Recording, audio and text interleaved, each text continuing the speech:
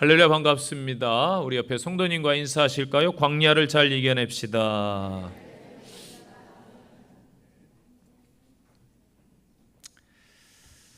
인생은 한 사람의 이야기입니다. 그 인생을 보면은 울음으로 이 땅에 왔다가 울음으로 마무리하는 것 같아요. 그리고 살아가는 중간중간에 여러 일들을 겪게 되는데 그 이야기가 한 사람의 일생이 됩니다. 많은 분들이 이야기를 하지요. 내 인생의 한 토막만 잘라내서 말해도 소설 몇 권을 쓸 수 있다. 맞습니다. 이 땅을 살아간다는 것은 그만큼 고달프고도 또 힘겨운 일이기 때문입니다. 지금도 세계 곳곳에서 수많은 사람들이 잠을 이룰 때에 배고파서 잠을 못 자는 사람들이 지구촌에 3분의 2가 있습니다. 우리는 살만해져서 8시간 일하고 여러 가지 워라밸을 찾고 있고 주 5일제를 시행하고 있지만은 과거에 다른 나라에 다를 바 없이 고강도 노동을 하던 나라였습니다. 또 현재 곳곳에서 또 이러한 일에 치여 사는 많은 사람들도 있습니다. 그래서 이 땅 지구촌 곳곳에 보면은 일에 치여서 또 삶을 돌아볼 겨를조차 없는 이 땅에 많은 사람들이 지금도 너무나 많다라는 것입니다. 모두 다 광야길을 어쩌면 걷고 있는 것입니다. 이 땅의 모든 사람들이 편안하고 형통한 삶을 살기를 원합니다. 그런데 우리가 잘 아는 것처럼 인생을 살아감에 있어서 고난이나 힘든 과정을 겪어내지 않고 살아가는 사람은 이 땅에 아무도 없는 것이지요. 타인이 어려움을 겪을 때에는 염려하는 마음으로 충고도 하고 격려를 하기도 합니다. 그러나 막상 자신이 그러한 고난과 어려움을 당하면은 그 어려움과 고통이 작을지라도 참으로 견디기 힘든 것이 사실입니다. 우리 각자의 삶의 자리에서 원하지 않지만은 광야길을 걸어야 했던 경험이 다 있으실 겁니다. 그 길을 걸을 때에 불평과 원망도 했지만은 지나놓고 보니까 좀 걸을만 하시지 않으셨나요? 저 자신은 그랬습니다. 광야가 고난과 시련의 장소이지만은 그곳에서 비로소 하나님을 진정으로 만나게 됩니다. 광야 시절이 외롭고 힘들었지만은 때로는 행복하기도 했습니다. 광야는 사실 거의 모든 것들이 없습니다. 그러나 이곳에서 이 세 가지를 경험할 수가 있어요. 첫째는 하나님을 만날 수 있다. 두 번째는 자신을 발견하고 재준비할 수가 있다는 것이지요. 그리고 세 번째는 미래에 대한 비전이 좀 명확해지는 곳이 광야가 아닐까. 하나님께서 모든 것이 결핍인 광야 지역으로 모세를 보냅니다. 그리고 다윗도 보냈습니다. 선지자 엘리야도 광야로 보내졌습니다. 신약에서 보면은 예수님께서도 광야로 가셨습니다. 왜 그곳에 보내졌을까요? 아무것도 의지할 수 없고 아무것도 얻을 수 없고 또 아무것도 할 수 없어야 그때부터 하나님을 찾고 하나님을 의지하기 때문입니다. 인생이 아이러니하게도 결핍을 경험하면은 그때야 비로소 가치를 알게 되더라고요. 살아생전에 부모님 귀한 줄 모르는데 돌아가시고 나면은 그리운 것이지요. 며칠을 굶어 보면은 한 끼의 식사의 소중함을 아는 것이지요. 건강의 결핍으로 수술하거나 중환자실의 치료를 받고 나면은 하루하루의 삶이 얼마나 귀하고 소중한지 압니다. 광야가 그러한 곳입니다. 성경에서 가장 잘 알려진 광야는 애국과 가나안 사이에 위치한 광야입니다. 이스라엘 백성들이 이 광야 유랑 생활을 할 때에 자주 언급되던 곳입니다. 40년간 이스라엘 백성들이 나그네로 떠돌아다니면서 이 광야는 크고도 두려운 곳, 많은 어려움과 고난과 고통을 준 곳, 그에 따른 하나님의 또한 이적과 사랑이 가장 많이 베풀어졌던 곳이기도 한 곳입니다. 이사야가 그의 예언 후반부에서 하나님의 새로운 구원의 주제를 끌어내면서 이 사건이 새로운 출애굽이 될 것이다.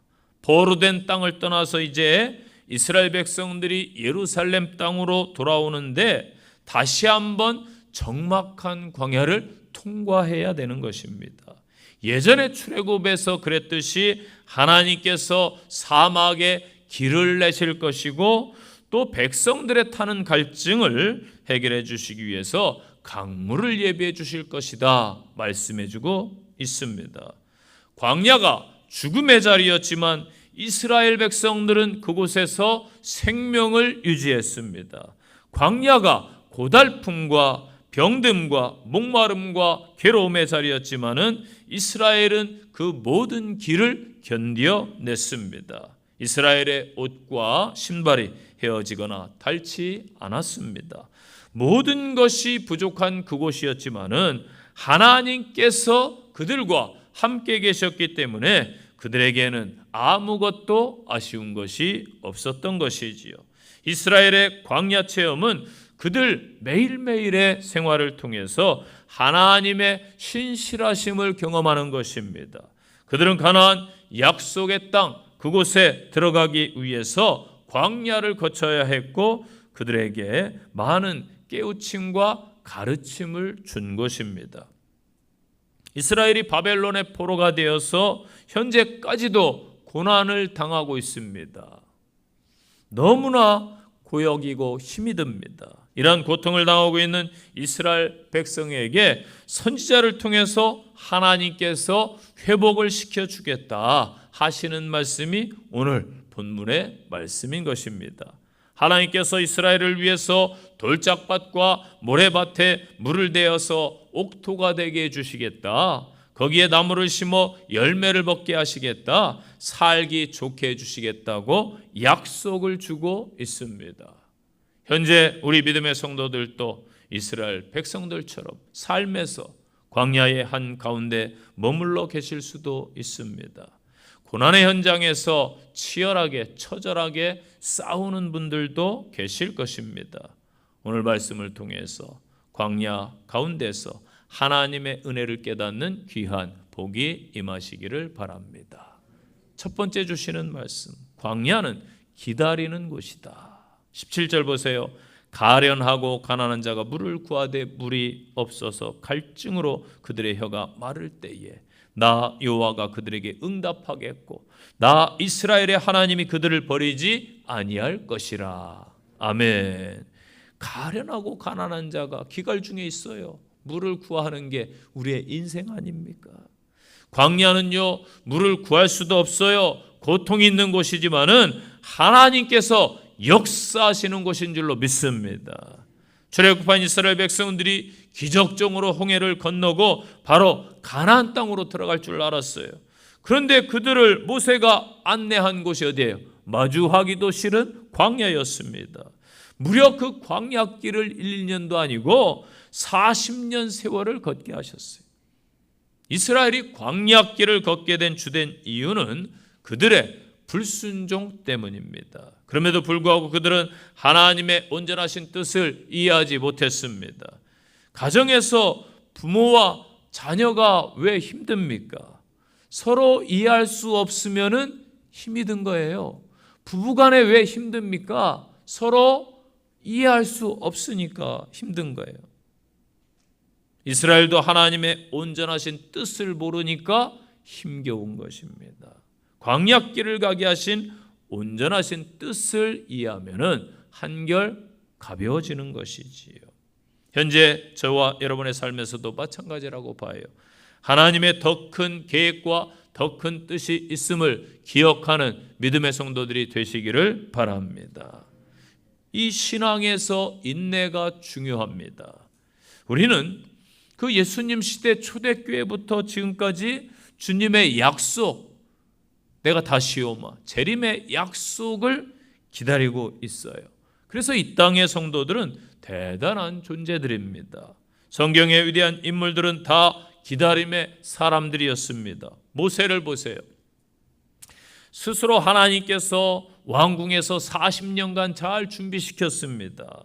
그런데 하나님께서 다 된 줄 알았는데 다시 미디안 광야로 보내가지고 여러분 처가살이를 해야 될 때 그 심정이 어떻겠습니까? 자존심도 다 무너지고 긍지도 무너지고 그 광야에서 양을 칠 때 그 심정이 어떻겠습니까? 그런데요, 그 광야는 나중에 출애굽의 무대가, 활동 무대가 되는 곳입니다. 그곳에서 하나님께서는 40년을 더 준비시켰던 것입니다. 요셉을 보세요. 자신의 정체성이 없는 노예 생활로 하나님의 꿈이 이루어질 때까지 무려 13년의 긴 시간을 감옥에서 보내요. 성추행범의 누명도 썼지요. 노예로 살았지요. 꿈을 해석해 주면은 금방 자기가 감옥에서 나갈 줄 알았는데 하나님께서 응답을 주시지 않는 거예요.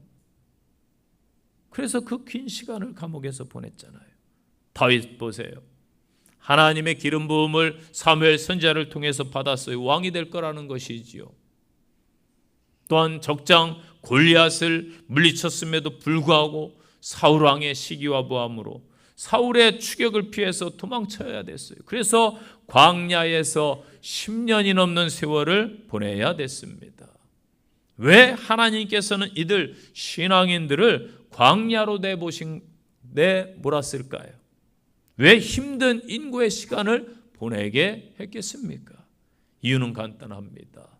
그들을 쓰시기 위함이다. 사용하기 위해서.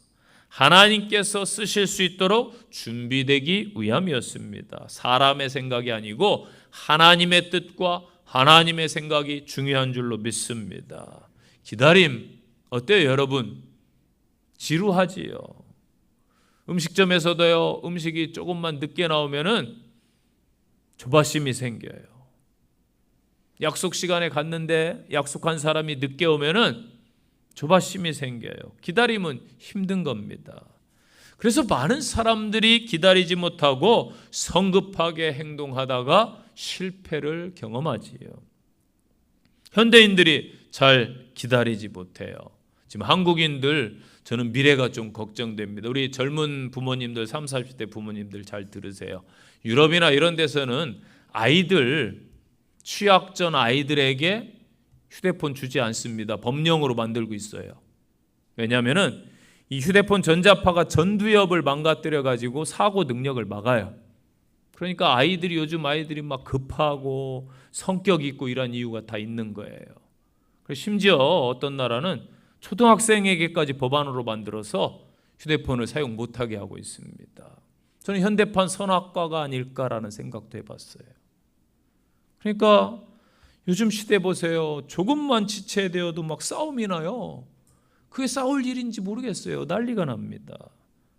아이들은 어떻습니까? 청소년들은 어떻습니까? 더 빠른 시대에 살다 보니까 맞춰가느라고 모든 게 빨라져 버렸어요. 여러분, 인생이 빨리 가서 좋은 게 있습니까? 빨리 가서 좋으면은 태어나자마자 죽으면 얼마나 좋아요. 왜 살아요? 빨리 가지. 그런데 그게 아니란 말이에요. 인생은 빨리 간다고 좋은 게 아니에요. 우리는 이제 조금 조급함을 버리고 천천히 좀 걸어가야 됩니다. 그래서 천천히 걸어야 주변을 볼 수 있는 거예요. 주변을 보는 거예요. 영적 세계도 여러분 동일해요. 하나님의 뜻과 계획을 충분히 이해할 때까지 하나님은 기다리라고 하세요. 이게 중요합니다. 현 시대의 흐름 속에서 신앙을 지켜가는 게 점점 더 어려워지고 있어요. 왜? 깊은 묵상과 기다림이 요구되는 이 신앙의 과정이 즉각적인 결과를 원하는 문화 속에 놓여 있기 때문에 그렇습니다. 여러분, 예수님 시대부터 지금 시대까지 신앙은 동일해요. 변치 않습니다. 믿습니까? 진리는 변하지 않아요. 시대가 어떠할지라도. 그런데 지금 즉각적이고 빠른 결과를 원하니까 설교도 짧아야 돼요. 쇼츠. 준비 찬양하자마자 축도하고 가면 좋겠지요. 그런데 그런 게 아니란 말이에요. 영적 세계에는 하나님은 그렇게 사람을 만들지 않았어요. 그래서 오늘날 영적으로 하나님의 음성을 기다리는 법을 배우지 못하여 이 시대가 스스로 자기 뜻을 하나님 뜻이라 착각하고 성급하면은, 빠른 답을 원하면은 그 결과가 어떻겠습니까, 여러분? 좋지 않은 결과를 가져오는 거예요. 모세가 시내산에 올라갔어요. 하나님의 임재 가운데 머물다 보니까 시간을 초월합니다, 여러분. 기도해 보셨죠? 깊은 묵상 속에 기도하다 보면 시간이 5분 간 것 같은데 한 3시간 갔어요. 말씀을 읽다 보세요. 사랑하는 연인과 데이트해 보세요. 벌써 집에 갈 시간 아쉽지요. 초월해요, 초월해. 그 율법을 받고 있는데 산 아래서, 시내산 아래서 이스라엘 백성들이 기다리지를 못해. 그래가지고 아론을 막 쪼아가지고 닥달해가지고 우리에게 하나님을, 모세는 죽었는지 모르니 우상을 달라 해서 금송아지 우상을 만들잖아요. 여러분, 아무리 과학이 발전했다 해도 밥 짓기를 예로 들어보세요. 여러분 집에 아마 쿠쿠나 쿠첸이나 있어요, 없어요? 저희 집도 있어요, 쿠쿠인데. 밥을 하려면 어떻게 해야 돼요? 쌀을 안 친다고 그래요, 어른들이. 그렇죠? 쌀을 씻어야 돼, 물로. 씻고 나서 어디에 넣어요? 밥솥에 넣어요. 그리고 어떻게 해야 돼요? 천에 없어도 대통령도 기다려야 돼, 밥 먹으려면. 기다려야 돼요. 뜸 들인다고 그래요. 그래야 솥밥, 맛있는 솥밥이 나오지. 이 인생에 좋은 밥을 먹기 위해서도 이렇게 기다림이 필요해요. 이 땅의 모든 열매들은요, 기다림을 통해서 얻는 게 원리입니다. 하나님의 은혜와 복도 마찬가지예요. 아무개 집사를 보니까 그냥 기도 응답받고 쉽게 복 받는 것처럼 보여요. 아니에요.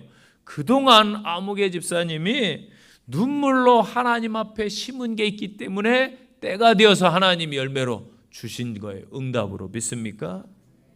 기나긴 기다림을 통해 얻게 되는 열매가 너무나 귀하고 감사한 것입니다. 감사한 것이에요. 저도 올해 농사를 졌는데 토마토 모종을 사다가 심어가지고 농사를 졌어요. 그래가지고 열매가 열렸는데 얼마나 그 열매가 귀한지, 시장에서 사다 먹는 거하고 달라요, 맛이. 맛이 다르다니까요. 진짜예요. 달라요. 색깔도 별로 아름답진 않아요. 모양도 아름답지도 않고. 그런데 귀하더라고요. 그래서 큰 새가 있어요. 손바닥만한 새가 와서, 파란 건 안 먹어. 걔네도 되게 똑똑해요. 새도. 새머리라고 하면 안 돼요. 똑똑해. 그래가지고 익은 것만 골라서 쪼아 먹어서 제가 남겨놨어요. 새도 먹고 저도 한두 개 따먹고. 참 귀하더라고요. 귀해요. 열매니까 귀하잖아요. 계속 물 주고요. 여름에 죽을까봐 막 노심초사하면서 그렇게 키웠어요. 그렇게 키워야 또 열매를 거두는 것이죠. 그래서 인내의 열매는 단맛이 나는 거예요. 성도 여러분, 광야는요, 기다리는 곳입니다. 내가 할 수 없어요, 하나님. 하나님 날 아시잖아요. 하나님께 아뢰시고 하나님께 맡기시고 하나님 의지하시기를 바랍니다. 말씀을 받았으면은 여러분들이 영적으로 인내하셔서 하나님이 예비하신 놀랍고도 귀한 축복의 열매, 성령의 열매들을 거두시기를 축원드립니다. 두 번째 주시는 말씀, 광야는 기본기를 익히는 곳입니다. 여러분, 삶에서 문제가 생기잖아요. 저도 인생 얼마 안 살았지만은 제자리로 가야 돼요. 초심이라고 그러죠. 제자리로. 아이들 길 잃어버리면 뭐라고 그래요? 꼭 다시 제자리로 와야 돼요. 막 돌아다니면 더 못 찾아, 서로 엇갈려. 이게 중요한 거예요. 기본기. 제너럴 일렉트릭 회사 GE의 최연소 경영자 잭 웰치를 여러분 아실 거예요. 이분이 기본기가 단단한 인재를 찾고 싶어서 이렇게 행동했어요. 미국의 명문대 아이비리그에 MBA에서 인재들을 스카우트합니다. 면담해가지고 괜찮은 인재들을 다 걸러내서 자기 회사에 이제 합격을 시켜요. 그런 다음에 각 회사의 가장 말단 자리에 보냅니다. 아니 그 훌륭한 인재들이면 과장급으로 가든지 중간 간부가 될 텐데 최고 한직으로 다 보내는 거예요. 그 명문대 출신들 생각할 때 나를 매니저가 아니고 말단 직원으로 자존심이 상하는 거예요. 그곳에 가보니까 고등학교 나온 사람들이 위에 매니저예요. 그들 밑에서 일하려니까 자존심도 상하고 속도 터지고 답답한 거예요. 때로는 말도 안 되는 지시로 자존심이 상합니다. 그래서 이 프라이드가 강한 이러한 인재들이 견디지 못하고 사표를 다 던지고 나가버렸어요. 그런데 소수의 인내하면서 적응한 사람들이 나중에 그룹의 중역들이 됩니다. 신명기 8장에 보면은요, 이스라엘 백성들을 광야로 보낸 이유를 하나님께서 설명해 주고 계세요. 바로 기본기를 갖추기 위함이다. 신앙의 기본기가 여러분 뭐예요? 낮아짐입니다. 겸손입니다. 순종이에요. 그래서 너를 낮추시며 그 말씀과 명령을 지키는지 지키지 않는지 알려 하심이라. 여러분 어떤 교회가 좋은 교회예요? 낮아짐의 교회가 좋은 교회예요. 교만한 사람들이 많은 곳이 아니고 다 목사인 제가 부족합니다. 장로인 제가 부족합니다. 권사인 제가 무지랭입니다. 성도인 제가 부족합니다. 서로 낮추면 좋은 교회인 거예요. 나라도 마찬가지죠. 대통령부터 낮은 자리로 가서 시야를 낮춰서 좀 봐야 보일 거 아닙니까? 높은 데서 보면 안 보여요. 저는 강단도 좀 제가 낮고 여러분들이 이렇게 있었으면 좋겠어요. 계단식으로. 예. 저는 그 전에 그런 교회를 꿈꿨었어요. 내가 건축하면은 이렇게 목사는 밑에 있고 성도들은 위에서 내려다보기로 했으면 좋겠다. 그런 생각도 해봤는데 이 전통이라는 게 무섭더라고요. 저도 건축할 때에 그런 이야기를 했더니 씨도 안 먹혀요. 쉽지 않더라고요. 이게 이제 전통이죠. 그런데 여러분 낮은 자의 위치에 서야 보이는 거예요. 보이는 거예요. 신앙의 기본기가 뭐냐? 겸손입니다. 광야에서 신앙의 기본기를 배우는 거예요. 몸으로 체득할 수밖에 없잖아요. 여러분 몸으로 배우면 잘 잃어버리지 않습니다. 어릴 때 배운 수영, 자전거 평생 여러분 몸이 기억해서 안 잃어버리잖아요. 요즘에는 로봇들을 학습시키잖아요. AI 로봇들. 그런데 로봇도 몸으로 배우더라고요. 수천 번 반복해서 익히게 만들어요. 그럼 로봇이 학습을 해가지고 반복된 학습으로 일을 이렇게 해내더라고요. 다윗이 광야에서 많은 시를 지었어요. 그런데 대표적으로 시편 63편에 보면은 유다 광야에 있을 때 지은 시라고 되어 있는데 다윗이 이렇게 말해요. 하나님이여 주는 나의 하나님이십니다. 내가 간절히 찾되 물이 없어 마르고 황폐한 땅에서 내 영혼이 주를 갈망하며 내 육체가 주를 앙모하나이다. 아멘. 물도 없고요 생명도 없고요 황폐한 땅 황량한 벌판에 서서 있던 다윗에게 어떠한 희망이 있었을까요? 너무나 힘들었어요. 몸과 마음이 만신창해야 되어 추스리기가 힘들었어요. 그런데 다윗은 하나님을 갈망하며 하나님을 앙망하겠습니다라고 고백하는 거예요. 광야는요 다윗에게 하나님을 고백할 수 있는 장소였던 것입니다. 미국의 이제 캘리포니아주가 풍요로운 땅이에요. 거기에서 대부분 오렌지 수입하는 오렌지가 옵니다. 풍요로운 옥토예요. 그런데 그 지역에도 광야가 있어요. 데스밸리라고 들어보셨죠? 인터넷 치면 바로 나와요. 거기에 위치해 있습니다.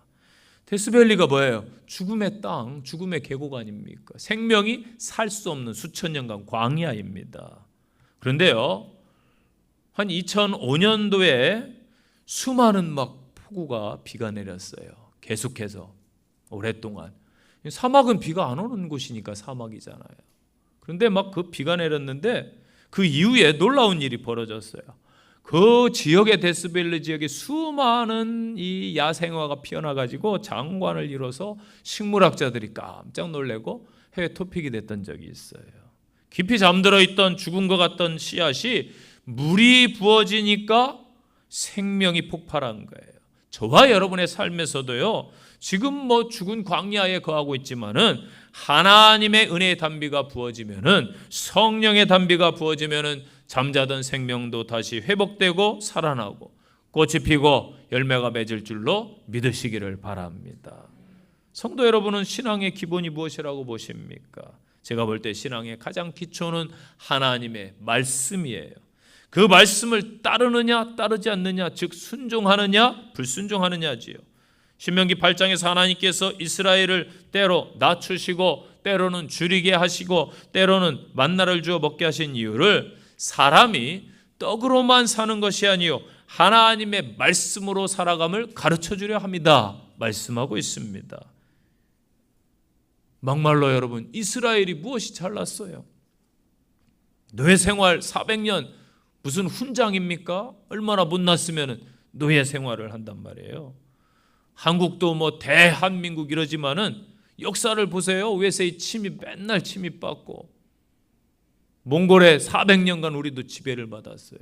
그때에 다 끌려가 가지고 그냥 우리의 어머님 세대들, 부모님, 여자분들 그냥 놀이개로 전락하고 그 고생을 하고 일제 치하에서 당파 싸움만 하다가 40년간, 36년간 또 지배를 받고 고통의 세월을 보냈잖아요. 이스라엘 백성 저희와 비슷해요. 2000년간 나라 잃고 방황하다가 또 지금 독립을 저희와 비슷하게 해방맞아서 그들도 나라를 지금 유지하고 있습니다. 자, 지금 이스라엘 뭐가 잘났습니까? 노예 생활 자랑입니까? 아무것도 할 수 없는 노예들, 노예로 살면서 어떨 것 같아요? 비굴하고 눈치 보고 자기 주장도 없고 순응하고, 사실 더 낮출 필요도 없는 이스라엘 백성들 같아요. 그런데 여러분, 인간의 본성이 무서워요. 자꾸만 과거를 잊어버리는 존재란 말이죠.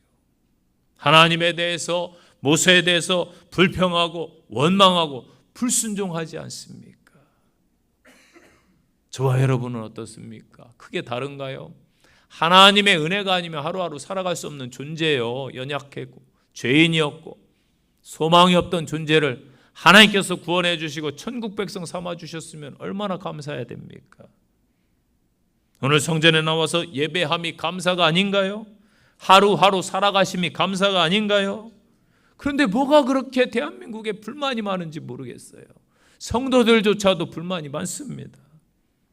혹여나 교회 와서요, 좋지 않은 것, 안 좋은 감정 그럴 리 없겠지만은 주님이 아니라 사람이 보이는 성도가 있다면은 회개해야 돼요.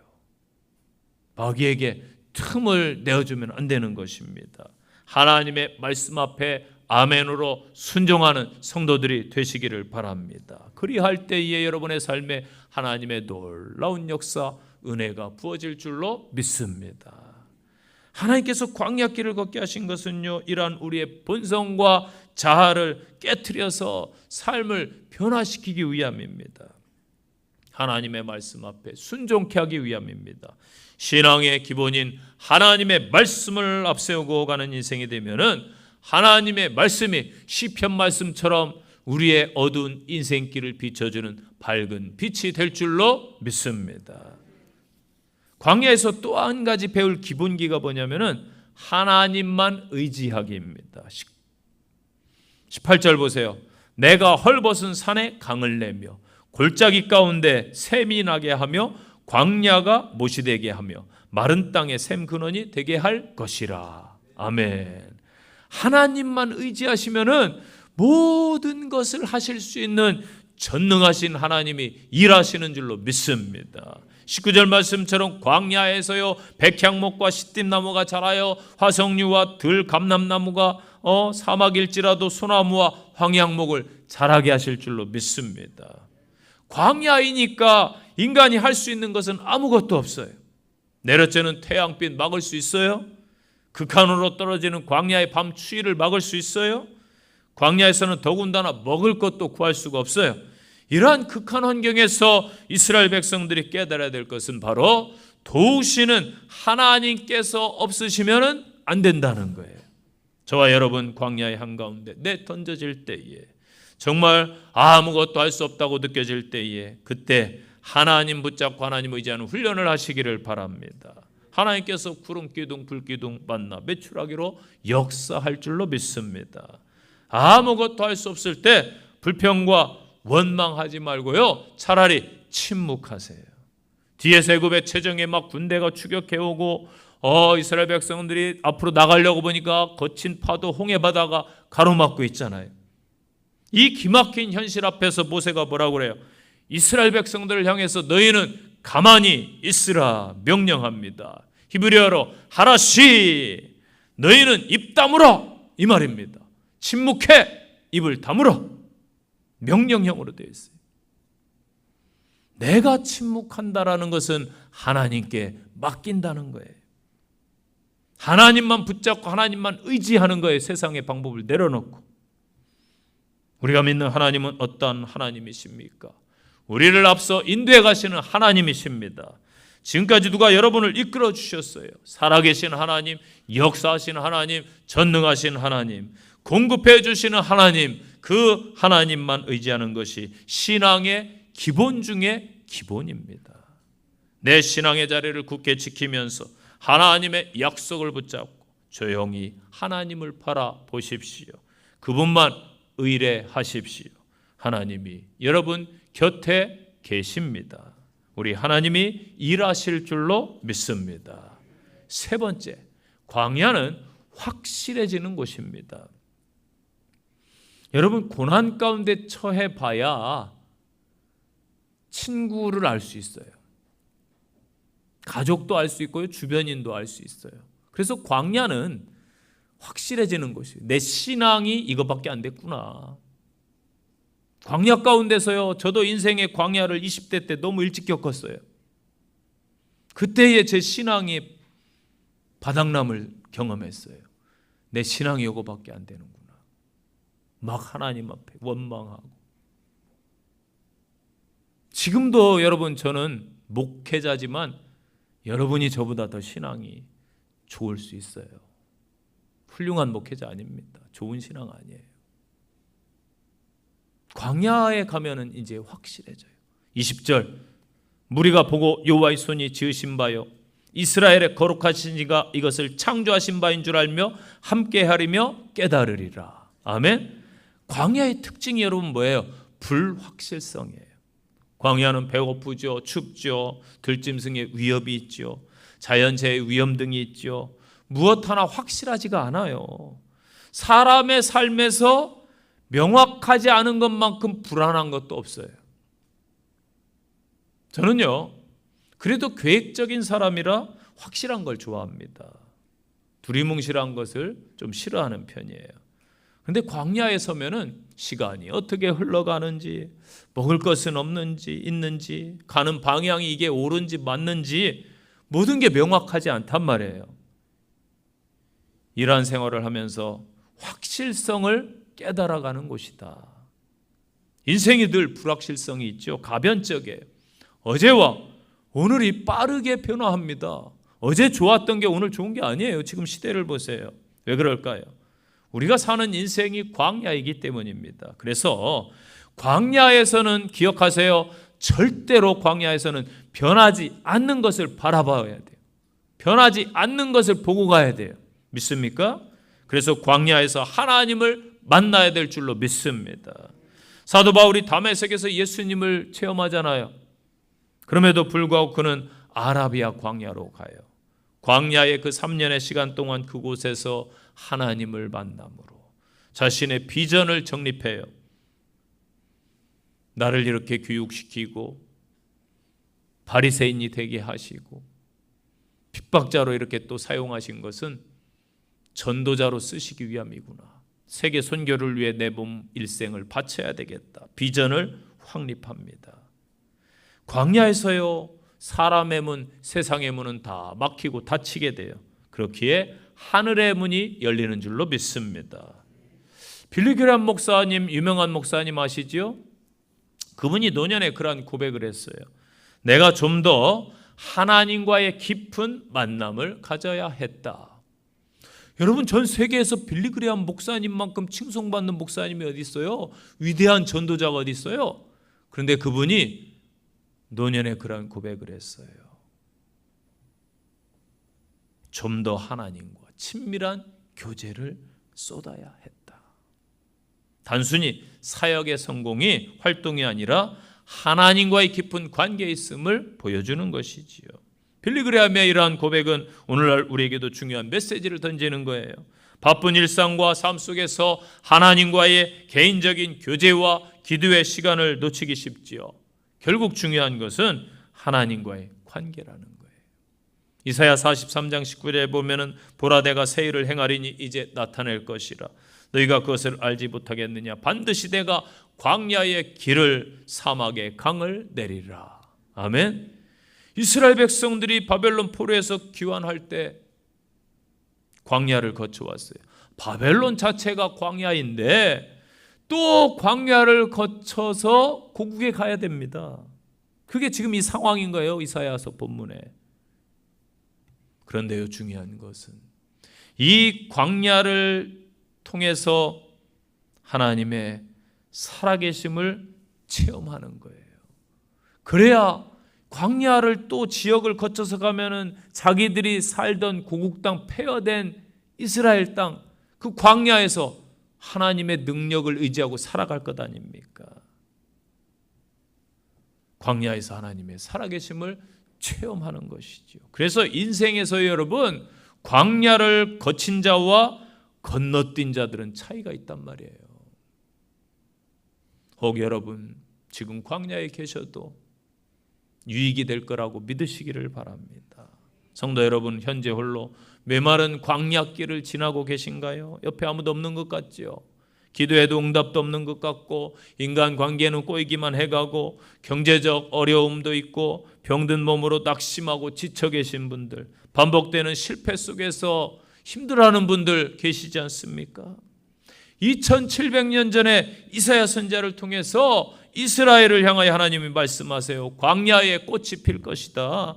메마른 땅에 샘이 터질 것이다. 회복을 약속하신 우리 하나님께서 오늘 이 아침에 저와 여러분을 향해 같은 약속의 말씀을 주는 줄로 믿으시기 바랍니다. 그래서 광야의 시간은 자신을 비우고 하나님으로 채워지는 소중한 시간이에요.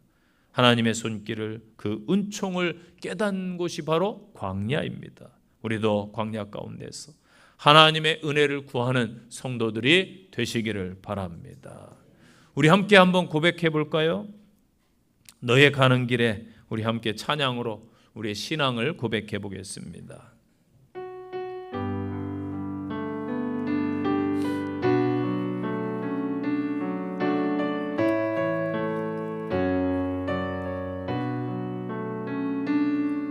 너의 가는 길에 주의 평강 있으리.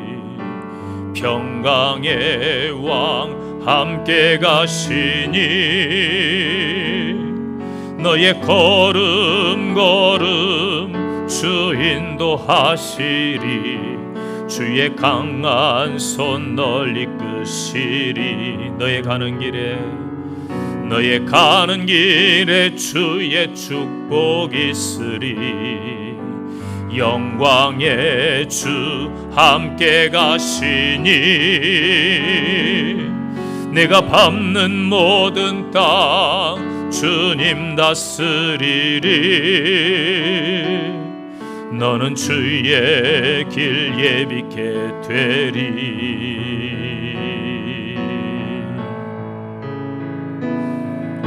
주님 나라 위하여 길 떠나는 나의 형제여, 주께서 가라시니 너는 가라. 주의 이름으로 거칠은 광야 위에 꽃은 피어나고 세상은 내 안에서 주님의 영광 보리라. 강하고 담대하라. 세상 이기신 주 늘 함께 너와 동행하시며 내게 새 힘 늘 주시리. 아멘. 결론의 말씀이에요. 하나님은요, 토기장이, 저희는 질그릇입니다. 하나님께서 저와 여러분을 부르셔서 이기적이고 못난 나를 광야를 통해 다 부서뜨리시고 다시 재창조하십니다. 그 길이 곧 십자가의 길인 거예요. 광야의 길인 거예요. 광야길을 걷지 않고는 천국에 갈 수가 없어요. 생명의 길이 그러하기 때문입니다. 구약의 위대한 신앙인들, 선지자들, 신약의 예수님, 또 바울, 제자들, 종교 개혁자들, 선교사들이 그 길을 걸었어요. 우리 또한 그 길로 부르심을 받았습니다. 원예사들이 삽목, 떡꽂이라고 그러죠. 삽목하는 방법이 있어요. 이들이 삽목할 때에 기름진 땅에 심지 않아요. 모래 땅에 심습니다. 모래가 무슨 영양가가 있어요? 그 이유가 뭐냐면은 모래 땅에 삽목을 하면 이 식물이 영양분이 적다 보니까 살기 위해서 모든 힘을 다해 뿌리를 막 뻗치는 거예요, 아래로. 그들은 삽목한 꽃을 살리려고 모래 땅에 심는 것입니다. 우리 인생도 모래 땅과 같은 시기가 찾아옵니다. 그때 하나님이 우리를 필요한 그릇으로 빚어내는 시기입니다. 하나님의 인도하심을 믿는다면 고난길을 원망하지 않습니다. 고난도 합력해서 선이 될 줄로 믿기 때문입니다. 세상에서 거저 주어지는 것은 가치가 없는 것입니다. 정말 힘들게 얻어야 빛나는 가치가 있습니다. 우리의 신앙길이 그러합니다. 예수님의 그 십자가 피값으로 구원을 얻었지 않습니까? 광야, 여러분에게 저에게 닥칠 거예요. 돌아가지 마십시오. 당당히 맞서시기 바랍니다. 우리 하나님이 저희를 새롭게 하실 것입니다. 그 하나님의 역사를 경험하는 믿음의 성도들의 삶이 되시기를 간절히 축원드립니다.